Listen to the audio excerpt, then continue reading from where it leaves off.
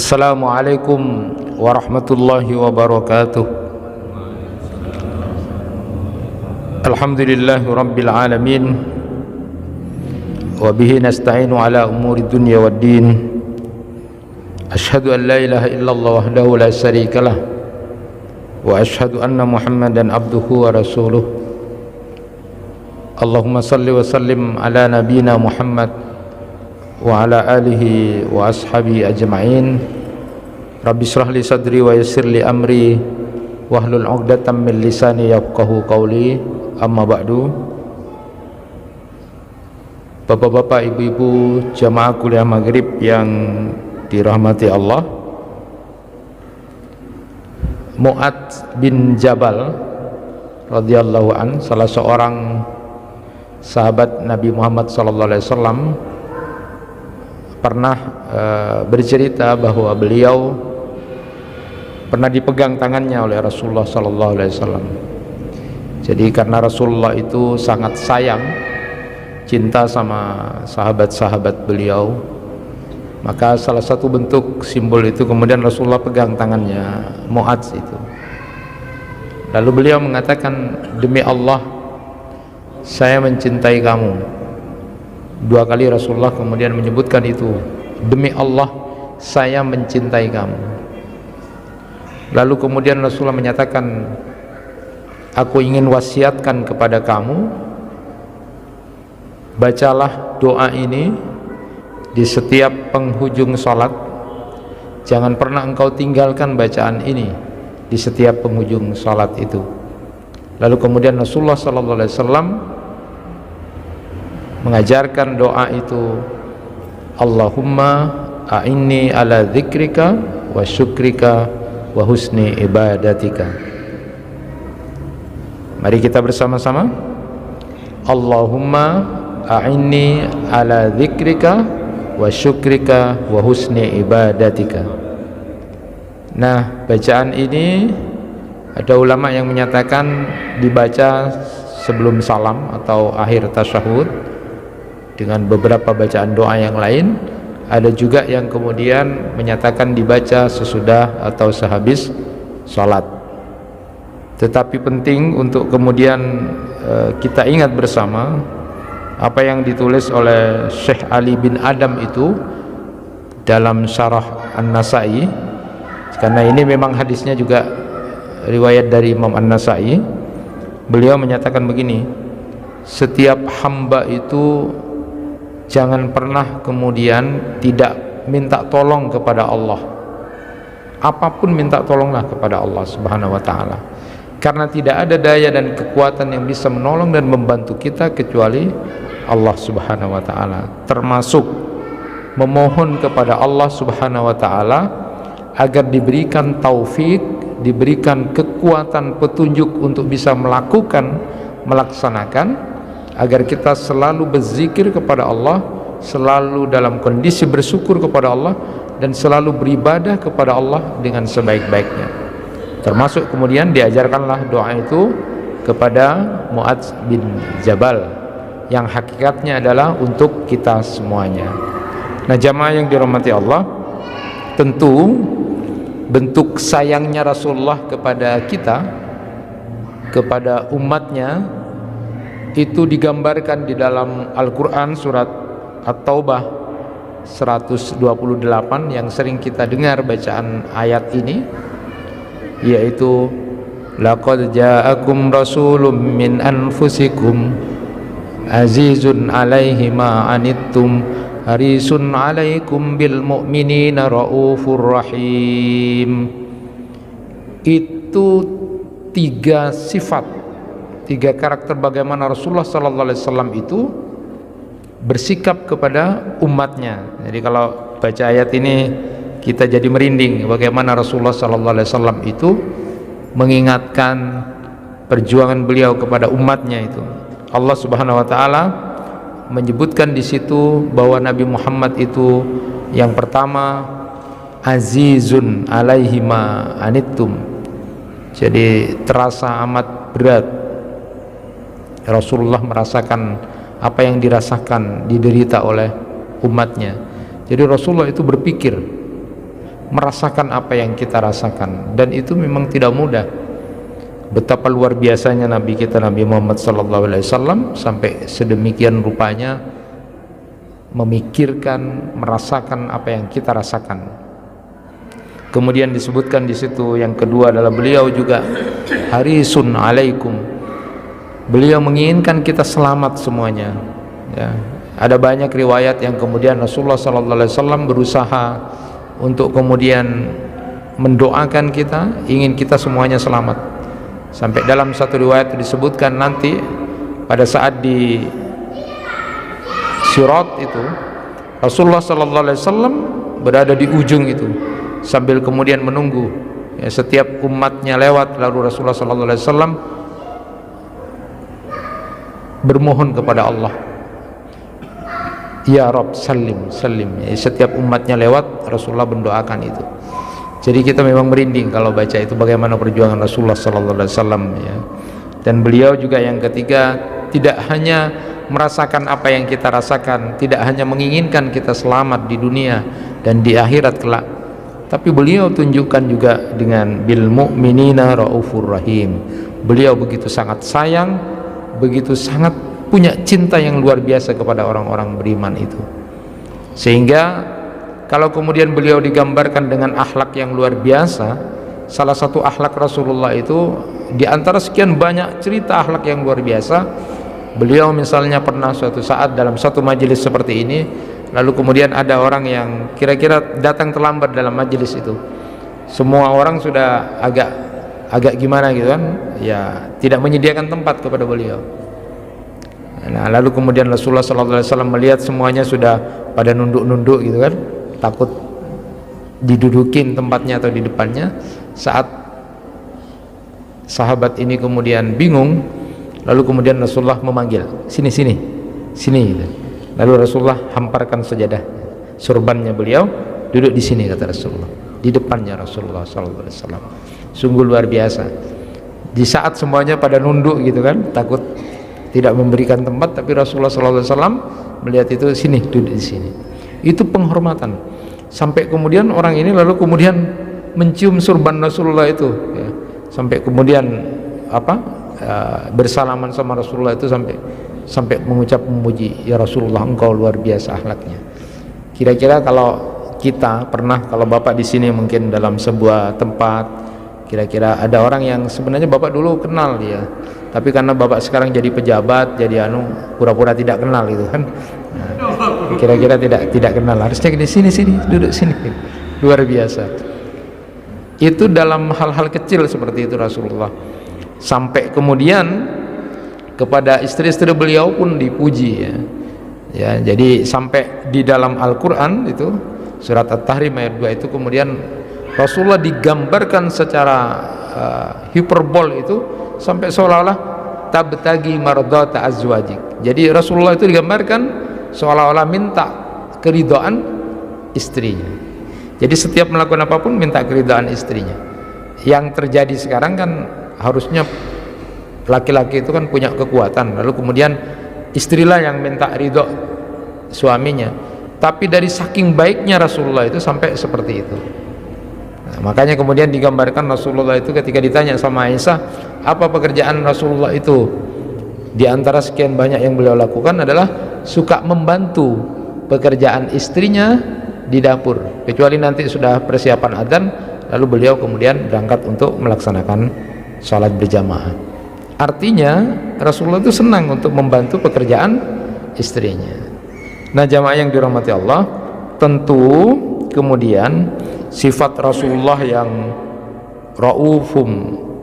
bil mu'minina raufur rahim itu, bagaimana beliau punya belas kasih dan cinta kepada umatnya, kepada orang-orang beriman itu, termasuk diantaranya Rasulullah SAW juga mengkhawatirkan, mencemaskan ada banyak hal-hal yang mungkin bisa terjadi kepada umatnya. Inilah kesempatan kajian ini, kita akan berbicara tentang hal-hal yang dicemaskan, hal-hal yang dikhawatirkan oleh Rasulullah SAW terjadi kepada umatnya. Artinya ini harus punya perhatian besar kepada apa yang dicemaskan oleh Rasulullah, karena Rasulullah tidak ingin terjadi kepada umatnya. Apa saja yang kemudian dicemaskan oleh Rasulullah, apa saja yang dikhawatirkan oleh Rasulullah kepada umatnya terjadi, yang artinya harus kita jauhi itu. Jadi kalau dikumpulkan dari beberapa hadis Nabi SAW itu, yang diawali dengan kata inna akhwafa ma akhafu, sesungguhnya yang paling aku khawatirkan, yang paling aku takutkan terjadi gitu. Jadi hadis-hadis, ketika dikumpulkan hadis-hadis Nabi yang kemudian diawali dengan inni akhwafa ma akhafu ya, jadi apa saja yang kemudian dicemaskan oleh Rasulullah yang bisa terjadi kepada umatnya, yang ini artinya peringatan untuk jangan sampai terjadi, karena Rasulullah sampai mencemaskan itu. Dari saking sayangnya Rasulullah kepada umatnya, maka bentuk kecemasan beliau sampaikan untuk kita jauhi. Nah, kita mulai dari beberapa hadis itu. Hadis pertama, ternyata beliau Rasulullah SAW yang sayang kepada kita umatnya itu, dari riwayat Mahmud bin Labid ini, beliau mencemaskan, mengkhawatirkan agar umatnya pertama tidak terjatuh ke dalam riya. Rasulullah SAW bersabda, inna akhafa ma akhafu alaikum asyirkul asgar. Qalu wa ma syirkul asgar ya Rasulullah? Qala ar-riya. Yaqulullahu azza wa jalla lahum yaumal qiyamah idza juziyan nasu bi a'malihim idhabu ilal ladzina kuntum turauna fid dunya fanduru hal tajiduna indahum juzaa. Sesungguhnya hal yang paling aku takutkan atas kalian adalah syirik kecil. Jadi dalam riwayat Mahmud bin Labid ini adalah asyirkul asgar. Jadi dia itu disebut dengan asyirkul asgar, syirik kecil. Apa yang dimaksud dengan syirik kecil itu ya Rasulullah? Lalu kemudian beliau menyatakan adalah asyirkul asgar itu adalah riya. Pada hari kiamat nanti, setelah memberikan balasan kepada umat manusia sesuai dengan amal perbuatannya mereka, Allah Azza wa Jalla berfirman kepada mereka yang di dunia berbuat riya, pergilah kalian sekarang kepada orang-orang yang waktu di dunia kamu ingin dapat pujian dari dia. Apakah kemudian kamu akan mendapatkan sesuatu dari mereka yang ketika kamu ada di dunia kamu ingin dipuji orang-orang itu? Allah Subhanahu wa taala kemudian menyuruh orang-orang yang selama di dunia ini berbuat riya, sekarang pergi cari orang-orang yang ingin pujian dari dia. Ternyata mereka juga tidak bisa membuat apa-apa dan tidak bisa memberi apa-apa. Maka Rasulullah sangat mencemaskan, hati-hati jangan kemudian sampai melakukan syirik kecil ini yang berupa riya ini.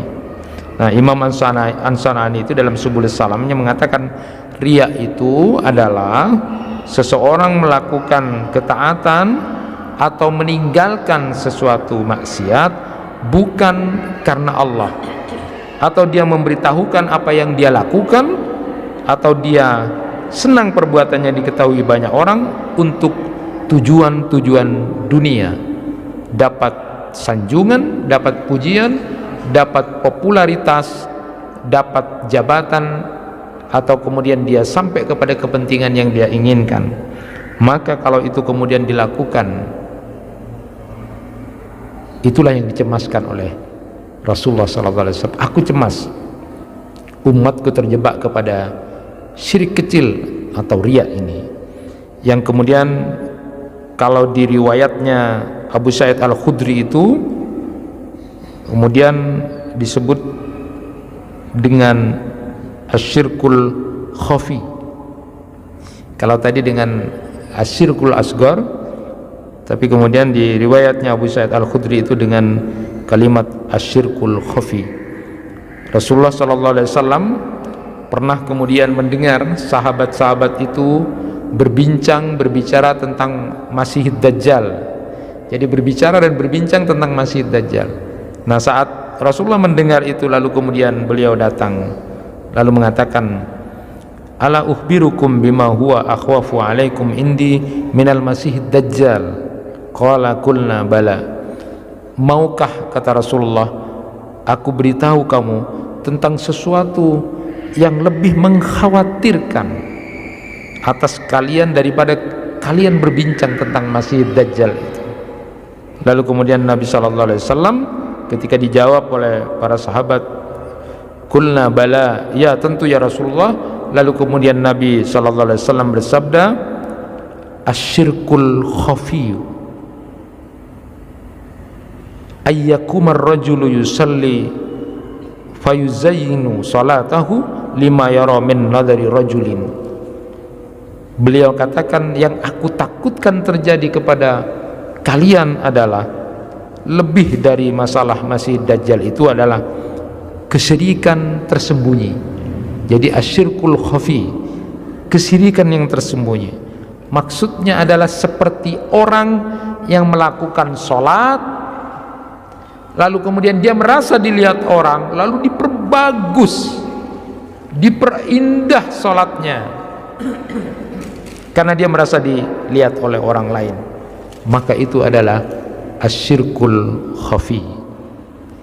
Sebegitu sederhananya, tetapi ini banyak dilakukan karena merasa dilihat orang, karena merasa disanjung orang, lalu sholatnya yang biasanya itu ketika sendirian seperti itu, lalu tiba-tiba karena dia merasa dilihat orang, lalu kemudian gerakannya menjadi sangat bagus, sangat teratur, dihiaskan dengan keindahan. Maka ini adalah asyirkul khafi. Inilah yang kemudian ditakutkan oleh Rasulullah SAW terjadi kepada umatnya. Jemaah yang dirahmati Allah, tentu kita sudah memahami juga di dalam Al-Quran itu disebutkan Allah mencela orang-orang yang berbuat riya itu, dan orang yang melakukan riya itu disandingkan dengan tipikal orang munafik ya. Disebutkan di dalam ayat Al-Quran itu, innal munafiqina yukhadi'una Allah wa huwa khadi'uhum wa idza qamu ila sholati qamu kusala yura'una an-nasa wa la yadhkuruna Allah illa qalila. Jadi tipikal orang riya ini, suka ingin sanjungan ini adalah disandingkan kepada orang-orang yang munafik. Dengan contoh, ketika mereka kemudian sholat, mereka berdiri untuk sholat itu dalam kondisi sebenarnya malas dia, tapi kemudian dia ingin dipuji oleh orang, dia ingin dilihat oleh banyak orang, dan ketahuilah bahwa sebenarnya dia tidak banyak mengingat Allah itu, dia sedikit sekali mengingat Allah. Jadi mengerikan sebenarnya masalah ini, sampai Rasulullah mengatakan, aku cemas, aku takut kalau itu terjadi kepada umatku.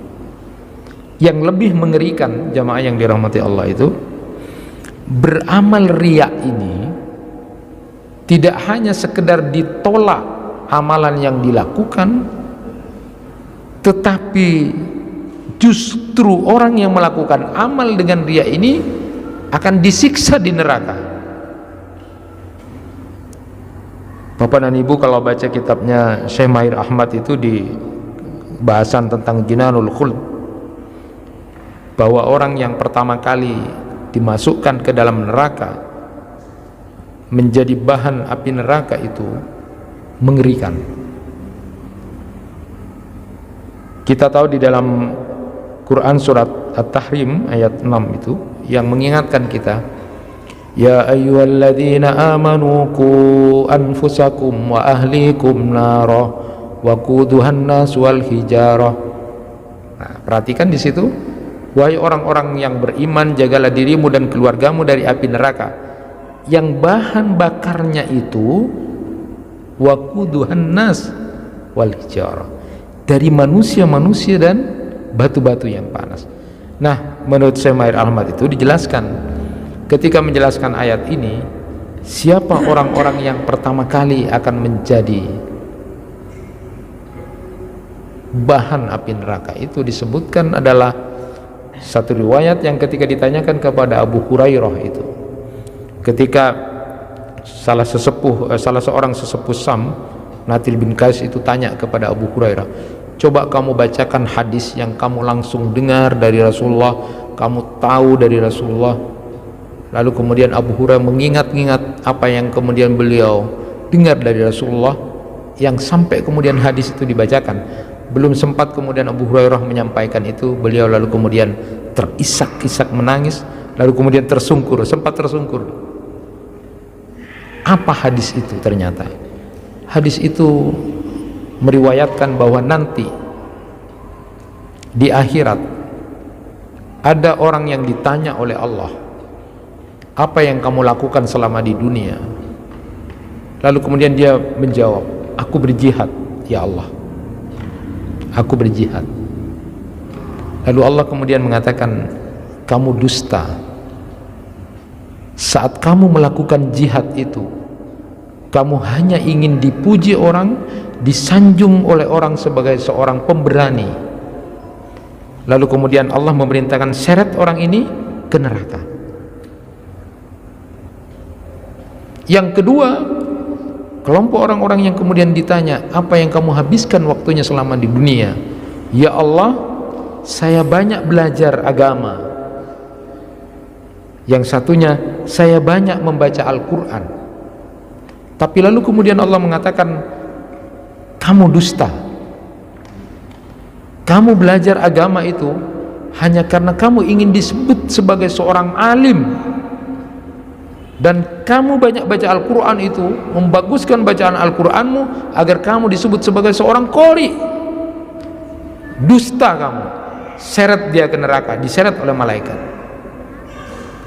Dan yang ketiga adalah ketika ada orang ditanya, apa yang kamu lakukan selama di dunia? Lalu dia menjawab, ya Allah, aku sering bersedekah, aku sering bersedekah, aku sering berinfak. Lalu kemudian Allah menjawab, kamu dusta. Yang kamu lakukan itu hanya kalian ingin dipuji sebagai seorang dermawan. Seret dia ke neraka. Inilah hadis yang kemudian membuat Abu Hurairah sampai menangis sebelum menyampaikan ketika ditanya, apa hadis yang langsung didengar dari Rasulullah yang engkau tahu lalu kemudian kamu simpan itu? Sampai sebegitu takutnya Abu Hurairah menyatakan. Maka ketika Muawiyah juga ditanya seperti itu, juga sama, juga terisak, nangis tentang mengingat hadis ini. Beliau lalu mengatakan, amalan-amalan yang tampak luar biasa, dan ini adalah amalan-amalan utama. Siapa yang tidak tahu amalan jihad? Siapa yang tidak tahu amalan tentang belajar agama? Siapa yang kemudian tidak tahu tentang masalah bacaan Al-Quran? Siapa yang tidak tahu tentang betapa pentingnya bersedekah? Tapi semuanya karena ternyata dia lakukan karena ingin dipuji oleh orang lain, ingin disanjung, ingin mendapat popularitas dan sanjungan dari orang lain, maka justru apa yang dia lakukan itu membuat dia terseret ke dalam neraka. Dan itulah yang disebut Syekh Mahir Ahmad itu, yang menjadi penghuni pertama bahan api neraka itu adalah justru orang-orang seperti ini. Insyaallah. Apa tidak ngeri itu? Maka Rasulullah SAW yang pertama beliau sebut, aku sangat mengkhawatirkan, aku sangat mencemaskan. Jadi jangan dianggap enteng. Nah, jamaah yang dirahmati Allah, lalu sekarang pertanyaannya, kenapa orang yang sudah beramal itu, yang tampak bagus itu kemudian mau disiksa oleh Allah? Kan dia sudah beramal, dia sholat, dia berjihad, dia berderma, dia ngaji, itu kan amalan-amalan yang sudah baik, tapi kenapa kok disiksa? Lalu kemudian Syekh Yusuf Al-Qardawi dalam kitab At-Tariq Ilallah menyatakan begini, karena Islam begitu sangat perhatian terhadap niat seseorang. Maka Rasulullah SAW hadis yang sudah masyhur dan populer, innamal a'malu binniyat wa innamal likulli imri'in ma nawa. agama kita begitu sangat concern terhadap niat, motivasi dia. Sehingga kalau mengambil pendapat dari Imam Qatadah itu, beliau menyatakan saat kemudian ada seorang manusia yang beramal, lalu kemudian dia bukan karena Allah tetapi ingin disanjung, dipuji oleh orang lain, maka lalu Allah kemudian mengatakan kepada para malaikat, lihatlah orang itu, dia sedang memperolok-olok aku, kata Allah.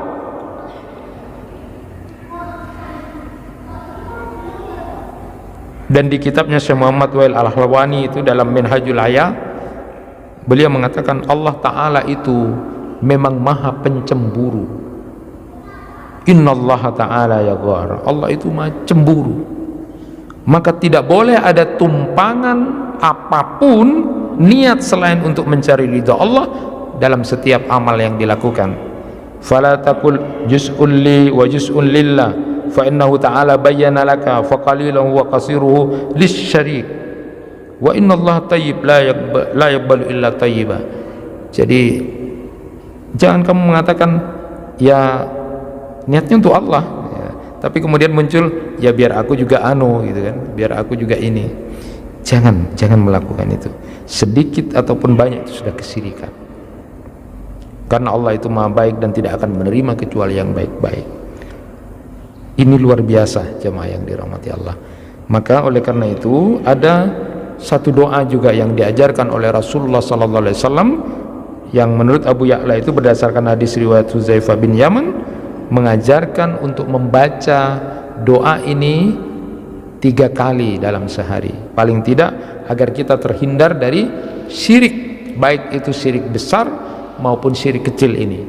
Doa itu adalah Allahumma inni a'udzubika an usyrika bika wa ana a'lam wa astaghfiruka lima la a'lam.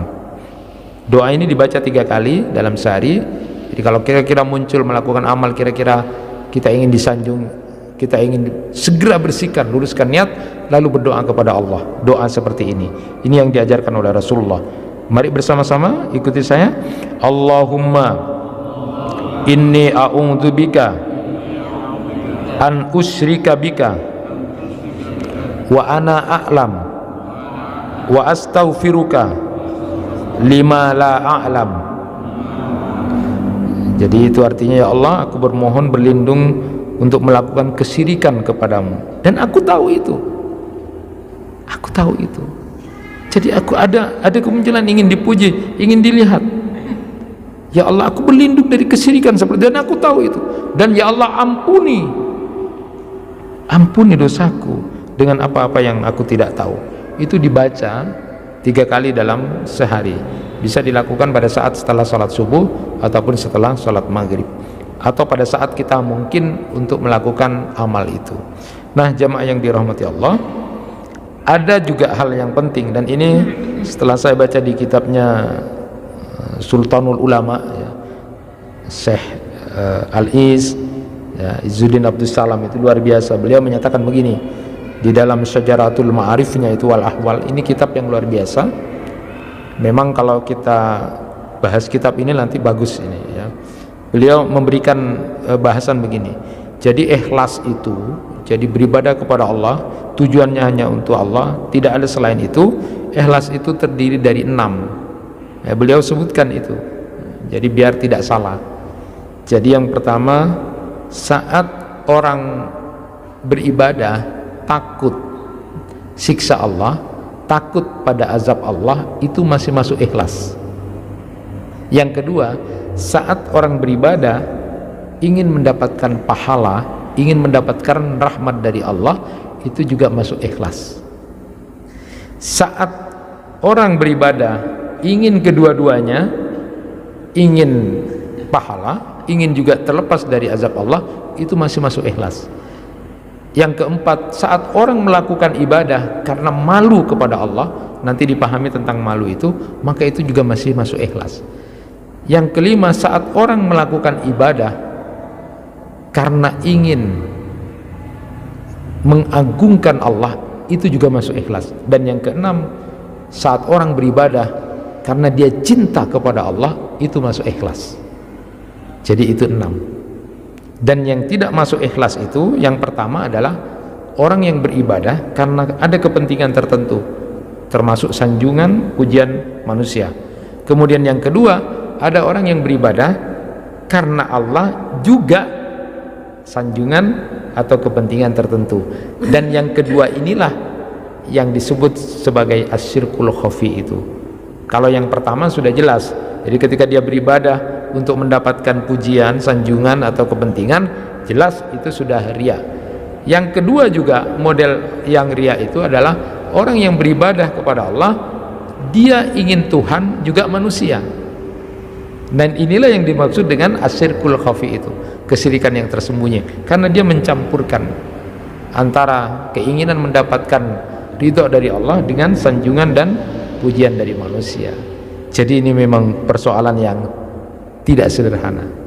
Sampai kemudian dari saking sayangnya Rasulullah kepada umatnya supaya tidak terjadi, karena Rasulullah SAW cukup berjuang dengan doa, cukup nanti di akhirat juga beliau akan memberikan syafaat, diizinkan oleh Allah memberikan syafaat kepada umatnya, tapi beliau mengingatkan, aku cemas, aku takut umatku itu nanti ada asyirkul asgor, umatku nanti ada asyirkul khafi itu.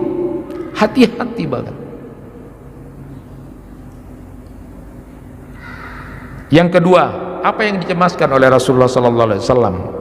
Riwayat Abu Sa'id Al-Khudri itu, ternyata beliau mencemaskan umatnya itu terlalu lupa kepada dunia, lalu berlomba-lomba untuk mendapatkan dunia itu. Inna mimma akhafu alaikum min ba'di ma yuftahu alaikum min zahratid dunya wa zinatah. Sesungguhnya di antara yang aku khawatirkan, aku cemaskan, kata Rasulullah, terhadap kalian setelahku adalah keindahan perhiasan dunia yang kemudian diberikan, dilimpahkan kepada kalian. Jadi kalau dalam riwayat Uqbah bin Amir itu, inni wallah ma ahafu alaikum an tusyriku ba'di walakinni ahafu alaikum an tanafasu fiha. Demi Allah, kata Rasulullah, sesungguhnya aku tidak mengkhawatirkan kalian akan berbuat syirik besar, jadi langsung menyembah sesuatu, akan tetapi aku khawatir, cemas kepada kalian berlomba-lomba di dalam mencari dunia sehingga melalaikan kamu. Jadi di satu sisi yang Rasulullah itu cemaskan kepada umat beliau, mungkin ini yang khusus yang rajin-rajin ibadahnya rajin, ya, jangan sampai tercampur riya. Nah, di sisi lain Rasulullah juga mengingatkan umatnya yang kemudian jago berbisnis gitu kan, jago berdagang, jangan sampai kemudian waktumu itu kemudian dihabiskan untuk mencari. Aku khawatir itu, kata Rasulullah, sehingga kemudian kamu menjadi lalai, menjadi lupa terhadap apa yang kemudian engkau lakukan, sehingga kemudian waktu-waktu yang harusnya kamu lakukan untuk bernilai ibadah, tetapi karena kamu disibukkan oleh urusan-urusan duniamu, sehingga kemudian urusan akhiratmu itu seolah-olah sesuatu yang tidak penting, atau nunggu nanti kalau sudah pensiun atau sudah mau mati. Maka tentu ini adalah sebuah kesalahan berpikir. Rasulullah khawatirkan itu, Rasulullah sudah cemaskan itu. Sampai kita ingat ketika ada seorang khalifah yang kemudian sudah tahu dia sakit, dia sudah tahu akan mati karena dia sudah sakit, ya.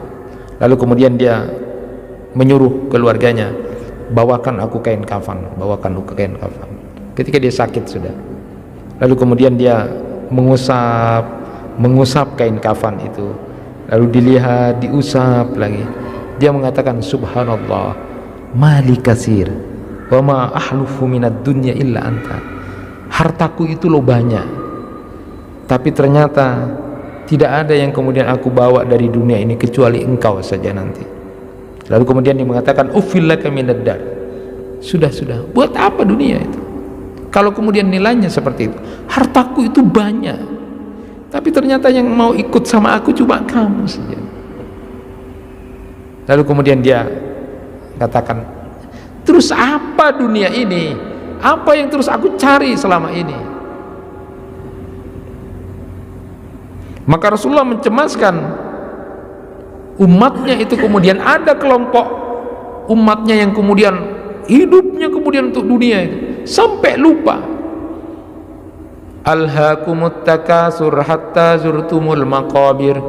Bermegah-megahan telah membuat kamu lupa, berjuang mencari sampai banting tulang mencari harta. Kamu kemudian itu yang membuat kamu lalai dan kemudian lupa, sampai kamu masuk ke dalam kubur baru kamu kemudian merasakan itu. Nah, Rasulullah mencemaskan itu. Artinya menjawab beberapa kecemasan, kekhawatiran yang akan terjadi pada umatnya. Satu diantaranya, kita mencoba untuk menjauhi riya.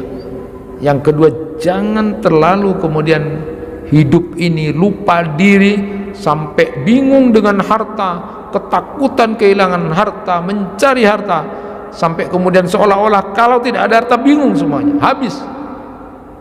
Ingatlah bahwa ternyata yang nanti akan dibawa cuma kain kafan itu. Setelah kita punya banyak, buat siapa? Buat ahli waris saja, kecuali amal yang kita infakkan itu. Kalau Rasulullah SAW menyebutkan harta itu ada 3 saja yang kita pakai ini sampai kemudian usang, kemudian yang kita makan sampai kemudian jadi kotoran, lalu kemudian yang ketiga adalah yang kita infakkan, itulah uang sejatinya kita. Adapun yang ada di deposito, ada di tabungan kita, sisa rumah kita, apa yang kita miliki semuanya adalah akan ditinggal, dan itu untuk warisan, menjadi ahli waris saja. Jadi tinggal kita mau berpikir tentang itu. Jemaah yang dirahmati Allah, lalu apalagi kekhawatiran Rasulullah SAW? Yang ketiga itu riwayat Abu Darda.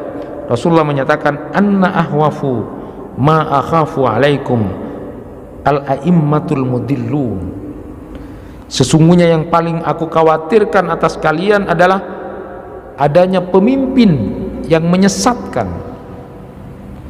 Jadi inilah salah satu kekhawatiran Rasulullah SAW yang menurut Imam As-San'ani di dalam At-Tanwirnya menyebutkan, Nabi SAW mengkhawatirkan munculnya pemimpin yang menyesatkan. Kenapa? Karena faktor kepemimpinan ini akan punya pengaruh besar terhadap siapa yang dia pimpin atau bagaimana dia memimpin. Bila pemimpinnya rusak, maka kemudian yang dipimpin juga akan rusak. Bila pemimpinnya itu tukang minum, maka semuanya juga akan punya pengaruh.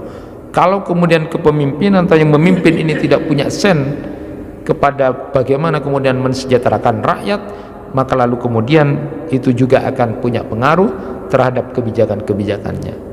Sehingga kemudian Rasulullah SAW juga mengkhawatirkan nanti di antara umatnya akan muncul pemimpin-pemimpin yang menyesatkan. Nah, Ibnu Hajar Al-Asqalani itu dalam kitab Fathul Barinya menjelaskan, ada perkataannya Abu Bakar As-Siddiq ketika ditanya oleh seorang perempuan dari Ahmas itu. Beliau ditanya, Abu Bakar, ma baqauna ala hadzal amri shalih alladzi ja'allahu bihi ba'dal jahiliyah. Dia tanya kepada Abu Bakar As-Siddiq, apa yang membuat kita bisa langgeng di atas perkara yang baik atau di atas agama Islam ini yang Allah datangkan setelah masa jahiliyah?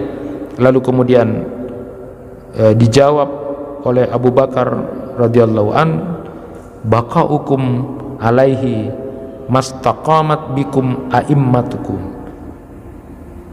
Kalian akan tetap di atas kebenaran, menjalankan agama ini dengan baik selama pemimpin kalian istiqomah, acip dalam kebaikan. Jadi ini punya pengaruh penting ya, bagaimana pengaruh pemimpin terhadap yang dipimpin. Maka juga kalau ada pemilihan apapun bentuknya, harus hati-hati di dalam memilih, karena apapun yang kita lakukan pilihannya itu akan dimintai tanggung jawab di hadapan Allah Subhanahu wa ta'ala. Kemudian yang keempat, apa yang kemudian dikhawatirkan oleh Rasulullah? Riwayat Talha bin Musarrif, inna ahwafa ma atahawwafuhu ala ummati akhiraz zaman salasa, imanan bin nujum wa takdiba bil qadri wa khaifas sultan. Sesungguhnya yang paling aku takutkan, aku cemaskan terhadap umatku, kata Rasulullah, di akhir zaman itu ada 3. Masalah mengimani nujum, percaya kepada bintang-bintang, percaya kepada zodiak, Jadi kalau bapak ibu tidak ada kerjaan, baca koran, baca majalah, coba sih kok bintang apa, tidak usah, sudah tidak perlu itu. Itu kayaknya sederhana, tetapi itu adalah bagian dari iman bin nujum. Hati-hati. Kemudian watakdiban bil qadri, mendustakan takdir, dia tidak ridho terhadap takdir Allah.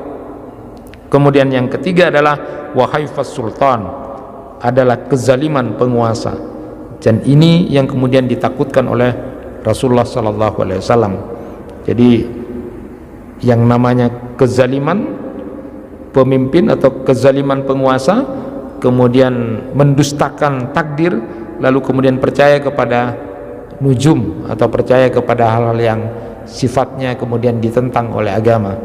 Di riwayat yang lain juga disebutkan, ahafu ala ummati salasa, zallata alim, wajidalu munafikin bil Quran, wa takdziba bil qadar. Ini menguatkan yang tadi.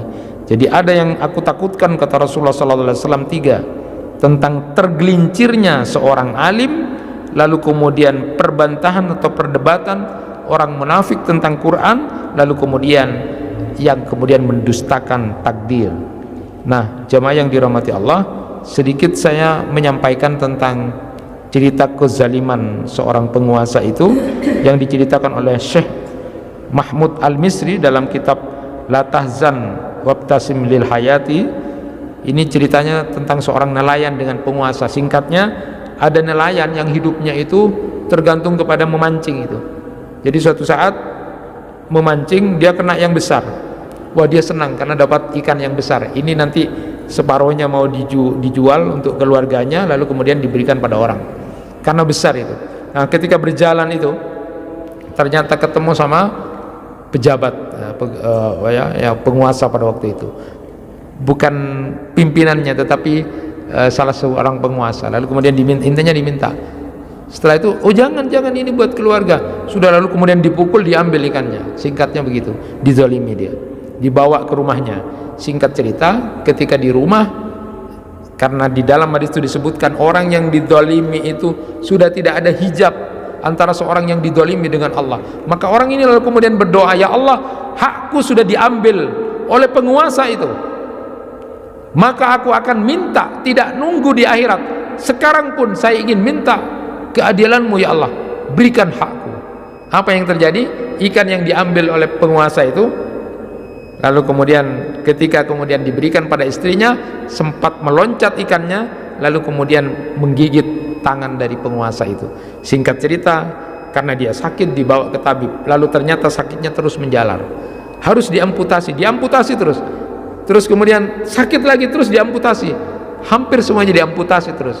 Singkat cerita, orang ini kemudian kepayahan, tertidur, lalu kemudian bermimpi, sampai kapan tubuhmu akan dihilangkan, diamputasi? Sekarang kamu minta maaf sama orang yang sudah kamu zalimi itu.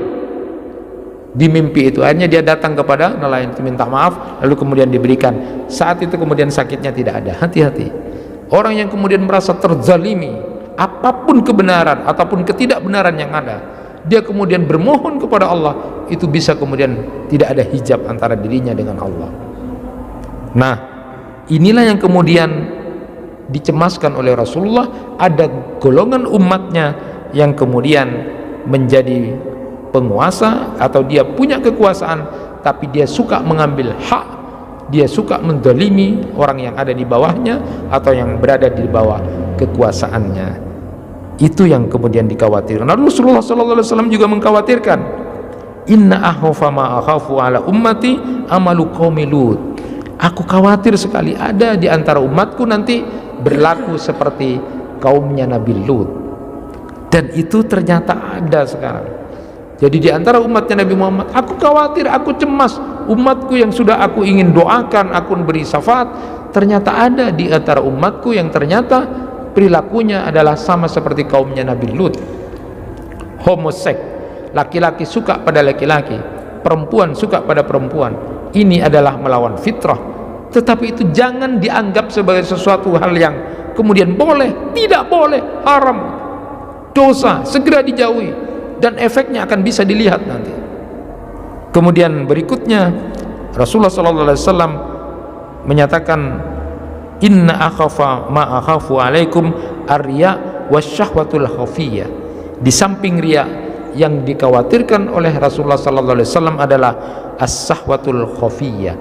As-sahwa al khafiyah itu ulama ada 3 pendapat. Pertama adalah orang yang suka kepada wanita karena kemuliaan tubuhnya, karena kecantikannya. Tapi ada juga yang mengatakan adalah syahwat itu adalah keinginan bermaksiat apapun modelnya. Tapi juga ada yang ketiga menyatakan model asyahwatul khafiyah ini adalah dia ketika banyak orang seolah-olah menjadi wali Allah, menjadi orang alim, tapi ketika sendirian dia kemudian bermaksiat. Itulah yang disebut dengan asyahwatul khafiyah. Jadi ketika tidak ada orang dia kemudian bermaksiat, tapi ketika di banyak orang dia menjadi orang yang wah luar biasa. Hati-hati, Rasulullah mengatakan aku takut. Dan yang terakhir adalah Rasulullah cemas, Rasulullah khawatir di antara umatnya itu, menurut riwayat Hudzaifah bin Yaman itu adalah dia berlepas dari ilmu dan ekstrim ketika melakukan agama dan suka mengkafirkan muslimin. Itu riwayat dari Hudzaifah bin Yaman radhiyallahu an. Jadi nanti Rasulullah tidak menginginkan ada orang yang berilmu tapi dia tidak mengamalkan ilmunya itu, lalu kemudian bahkan dia kemudian melakukan ekstremis dalam keberagamaannya, lalu kemudian dia suka mengkafirkan kaum muslimin. Itulah kelompok-kelompok yang kemudian dikhawatirkan, dicemaskan oleh Rasulullah terjadi pada umatnya. Untuk menjawab itu, jamaah yang dirahmati Allah, maka tentu kita harus menjauhi apa-apa yang menjadi kecemasan, ketakutan Rasulullah. Karena Rasulullah SAW sudah cukup mencintai kita, berjuang untuk keselamatan kita di dunia dan akhirat. Mudah-mudahan kita menjadi umatnya Nabi Muhammad yang kemudian bisa mendapatkan syafaat Rasulullah SAW dan menjauhkan diri dari apa-apa yang dicemaskan atau dikhawatirkan oleh Rasulullah SAW. Kurang dan lebihnya mohon maaf. Wassalamualaikum warahmatullahi wabarakatuh.